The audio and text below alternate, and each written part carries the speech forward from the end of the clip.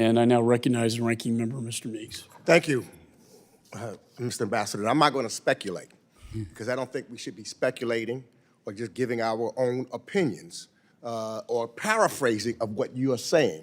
I want to take it for what you're saying and not going to guess on what my thoughts are, because we want to do an investigation to determine what we should learn from it. Right. Let me join the chairman, though, in first saying to our Gold Star families how much we appreciate you and the heroes that lost their lives.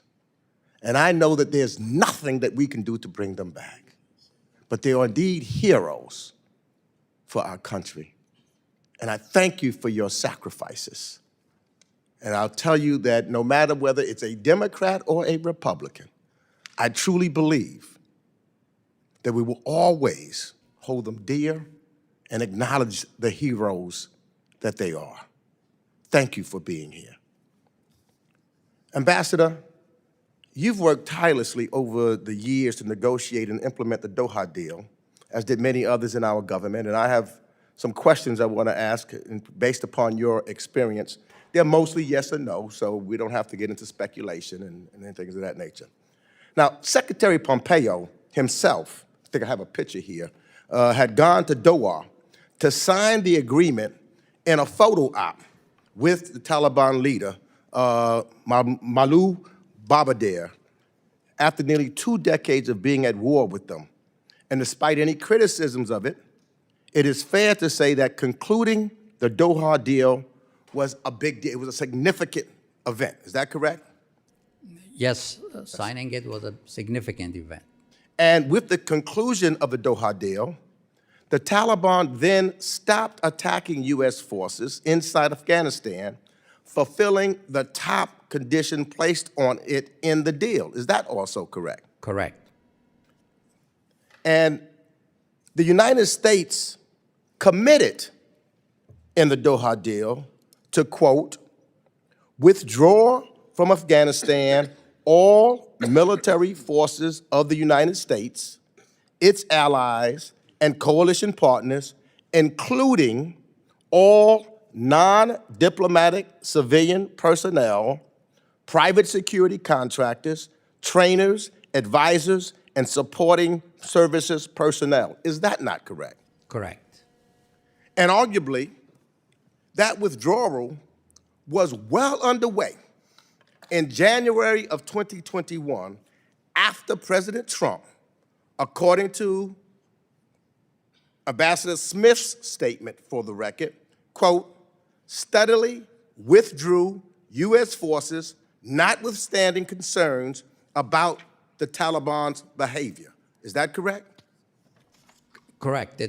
We were down to 2,500, as I said. Yeah. And so in your expert opinion, what did you think the Taliban would have done if President Biden, just a few months before the original May deadline that his predecessor had set for a full withdrawal, had just walked away entirely from the Doha agreement? In your expert opinion? If we had walked away from the Doha agreement, we would have been back, in my opinion, now I am offering an opinion. Yes, your expert opinion. We would have been back and fighting the Taliban. So we would have been back to where we were before the agreement. So that's my opinion. Right. So you spoke in your opening statement of the belief that imposing further conditions on the Taliban at that time, as you just stated, would risk a return to war. And you hold to that belief today. Is that correct? I do. And had President Biden sought to revise the deal to maintain a small number of troops in Afghanistan indefinitely, did the risk remain that the Taliban would resume attacks against them? Very likely. So I'm sure, Mr. Ambassador, you agree that the highest priority of the United States president should be to protect American lives, correct? Correct. Thank you. And even over other development or national security objectives, or even the welfare of our allies and partners? Of course, this gets into a complicated discussion. We do put lives at risk in defense of our interests and our values, as we did in Afghanistan for many years. Let me ask my last question because I see I'm Yeah. out of time. So, Mr. Ambassador, so in your own belief, do you believe that President Biden's completion of the U.S. withdrawal from Afghanistan in 2021 was necessary to protect American lives? Certainly, American lives in Afghanistan, in terms of American military forces, yes. I thank you, Mr. Ambassador. Thank you. I yield back the balance of my time. Gentleman yields.